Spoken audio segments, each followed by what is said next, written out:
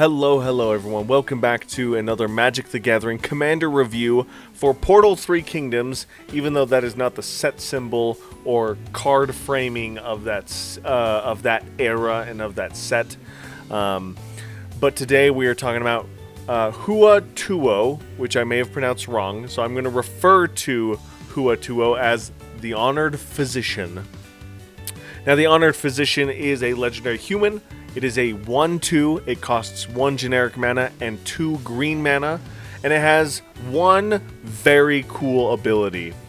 Tap. Put target creature card from your graveyard on top of your library. Activate this ability only during your turn before attackers are declared. So just like with Cao Cao, Lord of Wei, and Dao Chan, Artful Beauty, they have these cool tap abilities, but they can only be done during your pre-combat main phase or right at the beginning of combat, during your upkeep too if you really want. And Hua Tuo might be a great card to do this during your upkeep, because what you can do is you can reanimate a really cool creature from your graveyard, put it on top of your library, and then untap, upkeep, draw step. You can draw that card right after you've reanimated it from the graveyard. So some really cool stuff that we're going to get into. Just a side note about the rules. Like the other two cards that I just mentioned, they have this same rules text that if there are multiple combat steps in a single turn, you have until the declare attacker step of the first combat phase.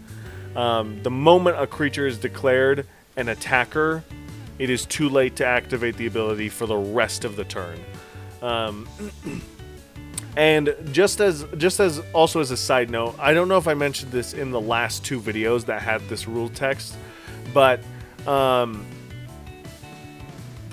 before this does clarify, it needs to happen before the declare attacker's step, right?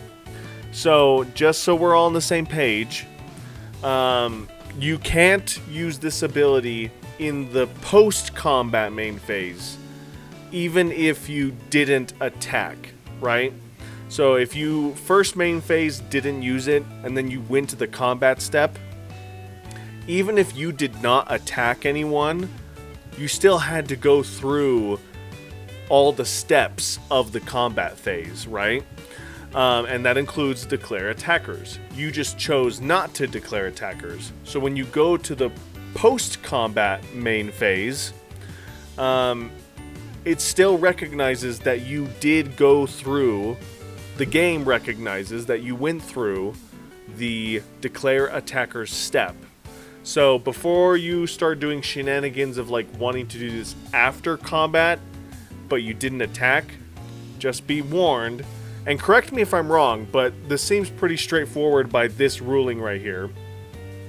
You have until the declare attacker's step, the first one, to do this. So even if you don't go to combat, it'll still be too late to use this in the second main phase, because you did go through the declare attacker's step. That's just how the game works, right? We have to go through the steps and phases of each turn. So, just to clarify, you still can only use these abilities in the upkeep step, the main phase, the pre-combat main phase, and the beginning of combat. Anytime after that, it is too late. So that is your only window to use these abilities. But of the three that we've talked about so far, this is probably one of the most powerful. Going right along with that, Call of the Wild is a fantastic card to synergize with what the Honored Physician is doing. The Honored Physician, just by itself tapping, can put a creature on top of your library.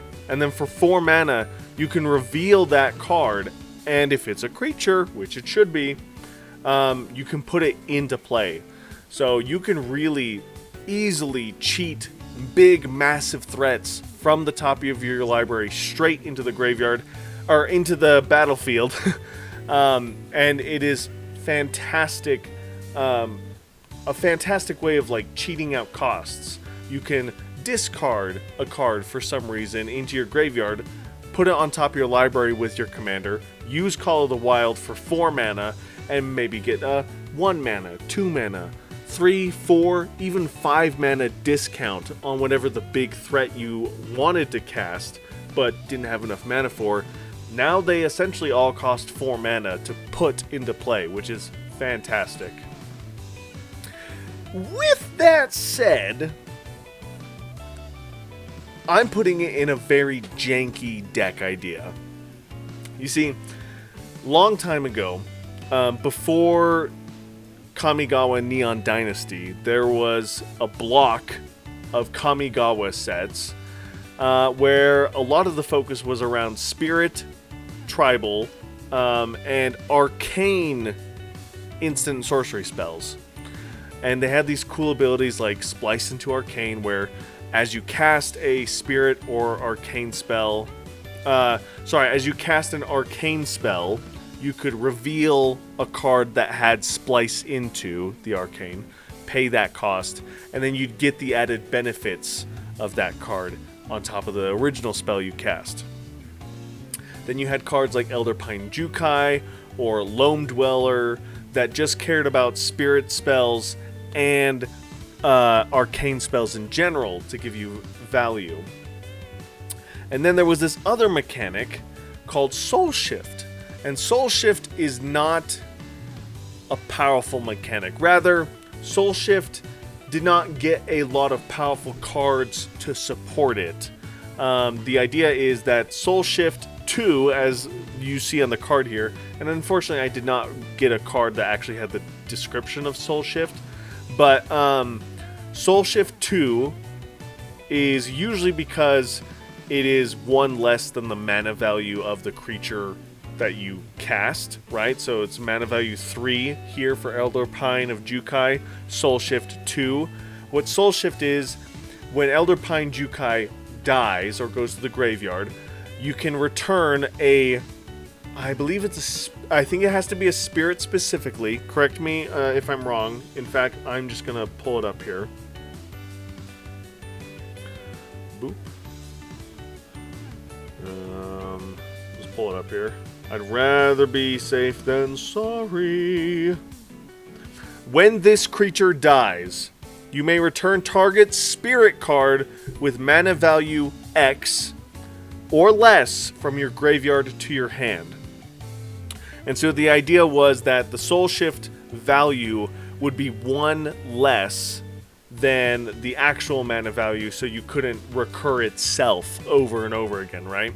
So when the mana value 3 card dies, you can return a mana value 2 card from your graveyard to your hand. And one of the biggest problems with this cycle was there's really only one card that could ever get you back your big creatures. You could always get your little creatures back from your bigger creatures, but there was really no way to get your bigger creatures back, except for a few like niche examples. And so the reason why I have the Honored Physician in this deck is it's all about replaying, recasting, and re-getting value from Spirit and Arcane spells. And then reanimating those cards to the top of my library so I can draw them again and get more value off of them. Kind of how you would want to get value off of adventure cards, where you play the adventure half, then you play the actual half of the card. This is very similar. I'm trying to get a value engine going of Spirit and Arcane spells in mono green. Very, very weak and janky deck build, but I think it's going to be a lot of fun for my table to have to try and figure out. So, long explanation, but there's that. If you wanted, however, just do a good, strong toolbox reanimation deck in mono green. Very easy to do. Plenty of ways to put and cheat cards into play from your hand. And there are some fantastic cards that care about entering the battlefield or dying. Vaulthorn Tyrant is a fantastic card for this deck, I think. Let me know in the comments below what you guys think about this, but this is just a generic good stuff. Cheat big monsters into play and overwhelm the table.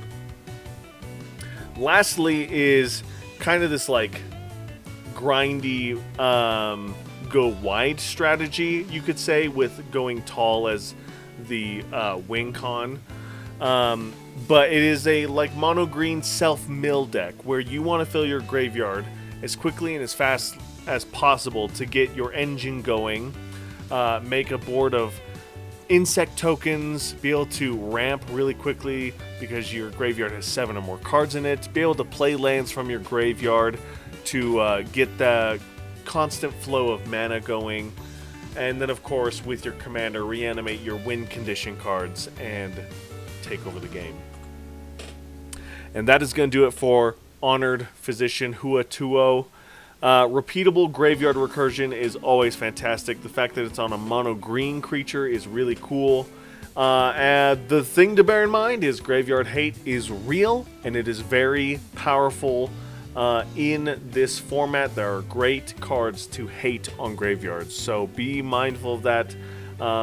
However, you do have the upside that green can hate on a lot of hate bears.